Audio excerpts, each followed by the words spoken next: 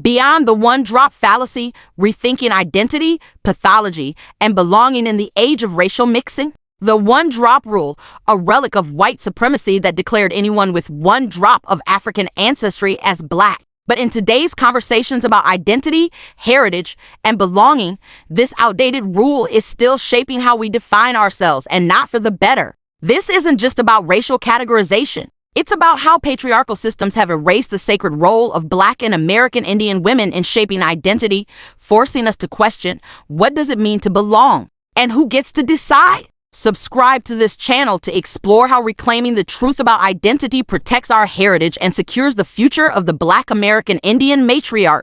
The conflict lies in how the one-drop rule and patriarchal ideologies have disrupted cultural preservation and created harmful dynamics within the Black community.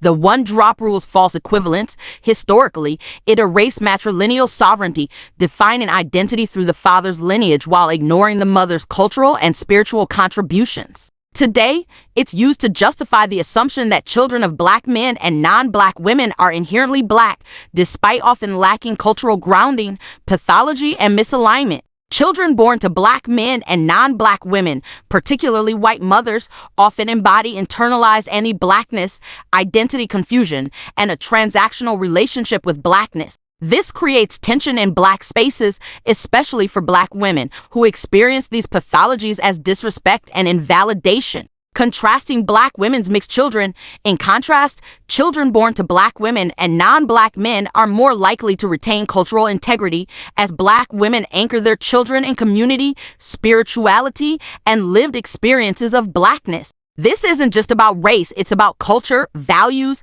and the sacred role of the mother in shaping belonging. The turning point comes with the realization that identity must be rooted in the womb, not just the father's name. The daughters of white mothers and Black fathers, these daughters often struggle with exclusion from Black womanhood while embodying values shaped by white female socialization and Black male abandonment. This creates a unique form of cultural dissonance, one that reflects the compounded pathologies of their upbringing. Reclaiming matrilineal sovereignty. For Black and American Indian women, reclaiming identity means rejecting the one-drop rule and setting boundaries to protect cultural integrity. Not all Black people share the same lived experience or loyalty to community preservation, and that truth must be spoken, no matter how uncomfortable. Reclaiming identity is not exclusion, it's protection. It's a declaration that the sacred role of the mother cannot be erased by patriarchal systems. As these truths come to light, the consequences are transformative. Healing through truth.